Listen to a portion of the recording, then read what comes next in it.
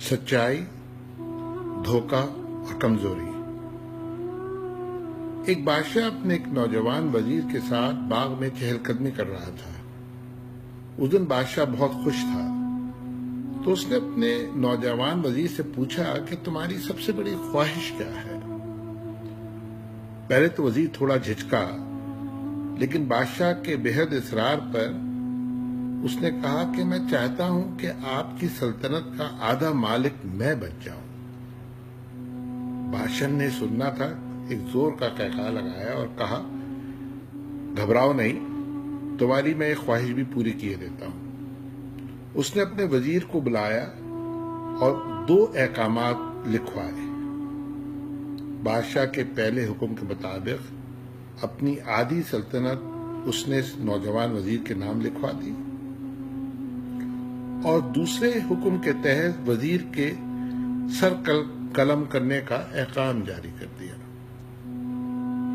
پھر بادشاہ نے وزیر کی آنکھوں میں آنکھیں ڈال کر دیکھا اور کہا کہ تمہارے پاس اب 30 دن باقی ہیں، اس میں تم مجھے 3 سوالات کے جواب دو گے۔ اگر تمہارے جوابات درست ہوئے تو آدھی سلطنت تمہاری، ورنہ تمہاری گردن ہماری۔ وزیر ایک دم حواس باختہ ہو گیا۔ ابھی وہ اس پریشانی کے عالم میں تھا کہ بادشاہ نے اس کو جھنجھوڑا اور وہ 3 سوال لکھوائے۔ پہلا سوال یہ تھا کہ انسان کی زندگی کی سب سے بڑی سچائی کیا ہے؟ دوسرا سوال یہ تھا کہ انسان کی زندگی کا سب سے بڑا دھوکہ کیا ہے؟ اور آخری سوال یہ تھا کہ انسان کی زندگی کی سب سے بڑی کمزوری کیا ہے؟ پھر بادشاہ نے اس کے بعد نقارے پر چوٹ لگائی اور آواز بلند فرمایا کہ اب تمہارا وقت شروع ہو گیا ہے، اب تمہارے پاس 30 دن ہے ان سوالات کے جوابات حاصل کرنے کے لیے۔ وزیر پریشانی کے عالم میں نکل پڑا، سوالات کے جوابات تلاش کرتا رہا۔ اس طرح 29 دن ہو گئے، پورے ملک میں مارا پھرتا رہا، لیکن ایک بھی سوال کا صحیح جواب اس کو نہ مل سکا۔ وہ تھک گیا تھا، موت اس کے سامنے نظر آ رہی تھی۔ اس پریشانی کے عالم میں وہ شہر سے باہر نکل گیا تو دور جنگل میں اس کو ایک جھونپڑی نظر آئی۔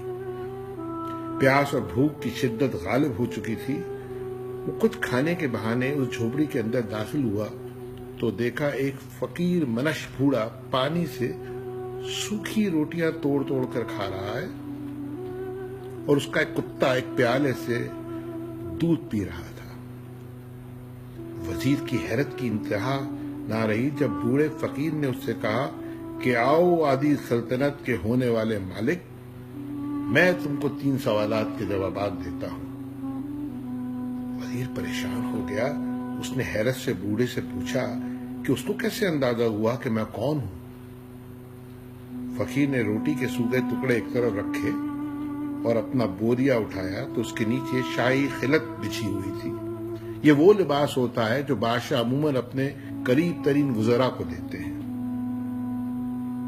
فقیر تھوڑی دیر تک خاموش رہا اور پھر بولا کہ میں بھی کبھی اس سلطنت کا وزیر تھا، پھر میں نے بھی اسی قسم کی شرط بادشاہ سے لگانے کی غلطی کی تھی، اب میرا حال تمہارے سامنے ہے۔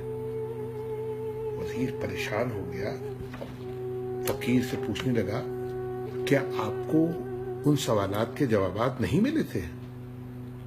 بوڑھا زور سے ہنسا، تھوڑی دیر تک ہنستا رہا اور اسے گھورتا رہا، اور پھر کہنا شروع کیا، میاں جواب تو مجھ کو مل گئے تھے، اور آدھی سلطنت کا پروانہ بھی، لیکن وہ پروانہ میں نے دریا برد کیا اور یہاں ایک جھوپڑی میں آ کر بیٹھ گیا۔ اب میں اور میرا کتا بڑی اطمینان کی زندگی گزار رہے ہیں۔ وزیر اس بوڑھے کو حیرت سے دیکھتا رہا اور گھورتا رہا۔ اتنے میں وہ بوڑھا اس کے قریب آیا اور کہا کہ میں تم کو تمہارے سوالات کے جوابات دیتا ہوں۔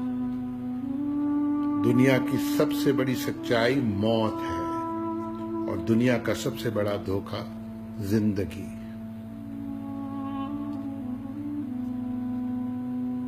وزیر کی بے چینی بڑھنے لگی۔ بوڑھے نے کہا تم کو تیسرے سوال کا بھی جواب چاہیے؟ وزیر نے فوراً ہاں بھر لی۔ اس نے کہا لیکن اس کے لیے تمہیں قیمت ادا کرنی پڑے گی۔ وزیر فوراً تیار ہو گیا۔ بوڑھا تھوڑی دیر تک اس کو گھورتا رہا، پھر اٹھا اور کتے کا دودھ کا پیالہ اٹھایا، کہا کہ اگر تم یہ بچا ہوا دودھ پی لو تو میں تم کو تیسرے سوال کا جواب بھی دے دوں گا۔ وزیر نے پہلے تو نفرت سے کتے کا بچا ہوا دودھ کا پیالہ پینے سے انکار کیا، لیکن سامنے اس کو آدھی سلطنت کا لالچ نظر آ رہا تھا اور موت کا خوف طاری تھا اس پہ۔ اس نے جھٹ سے دودھ کا پیالہ لیا اور ایک ہی سانس میں سارا دودھ پی گیا۔ فقیر ہنستا رہا، دیر تک ہنستا رہا اور کہا میاں تمہارے تیسرے سوال کا جواب یہ ہے کہ انسان کی سب سے بڑی کمزوری اس کا غرض ہوتی ہے۔ وہ اپنے غرض کی خاطر کتے کا جھوٹا بھی کھا سکتا ہے اور ذلت کی گہرائیوں میں گر جاتا ہے۔ وزیر نے جب سنا تو حواس باختہ ہو گیا۔ وہ جھوپڑی سے نکلا اور بادشاہ کے محل کی طرف چلنا شروع کر دیا۔ نہ تو اب اس کے دل میں موت کا خوف تھا، نہ سلطنت کا لالچ، لیکن ایک احساس شرمندگی تھا جو اس نے کتے کا بچا ہوا دودھ کا پیالہ پی لیا تھا۔ اب وہ بادشاہ کے بہت محل کے قریب پہنچ چکا تھا کہ اچانک اس کے سینے میں درد اٹھا اور وہ وہیں ڈھیر ہو گیا۔ ہمیں یہ یاد رکھنا چاہیے کہ موت ایک سچائی ہے۔ جو وقت لکھا ہے وہ آ کے رہے گا، اور زندگی ایک دھوکہ ہے، اور ہم اس دھوکے کے لیے، اس اچھی زندگی گزارنے کے لیے، اپنے غرض کو پورا کرنے کے لیے کیا کچھ کرتے ہیں، کیونکہ غرض ہماری سب سے بڑی کمزوری ہے۔ یہ ہمیں اتنا گرا دیتی ہے کہ ہم کتے سے بھی بدتر ہو جاتے ہیں۔